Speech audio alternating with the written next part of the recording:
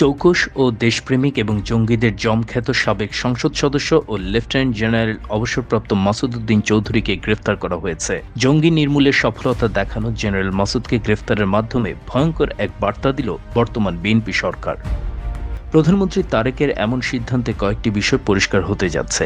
২০০১ সালের সময় জঙ্গিবাদকে যেভাবে প্রশ্রয় দেয়া হয়েছিল সেই দিকেই বাংলাদেশকে নিয়ে যাওয়ার গ্রিন সিগন্যাল দিল তারেক। এমনকি সেনাবাহিনীকেও কি কোনো কড়া বার্তা দিলেন? এরপরে কি অন্য সেনা সদস্যদের গ্রেফতারের নীল ছক আঁকা হচ্ছে? এমন প্রশ্নই ঘুরছে নিরাপত্তা বিশ্লেষকদের চিন্তায়। তবে রাজনৈতিক বিশ্লেষকরা বলছেন সরকার হিসেবে এখনও আনস্টেবল বিএনপি সরকার। ঠিক এই সময় বিশ্ব দরবারে বন্ধু তৈরির আগেই নিজ দেশে সেনাবাহিনীকে খেপিয়ে তিনি কি আদৌ সরকার পরিচালনা করতে পারবেন, নাকি বর্তমান বিএনপি সরকারের মেয়াদও ১৯৯৬ সালের ১৫ই ফেব্রুয়ারির পাতানো নির্বাচনের বিএনপি সরকারের মতো মেয়াদ হবে কিছুদিনের?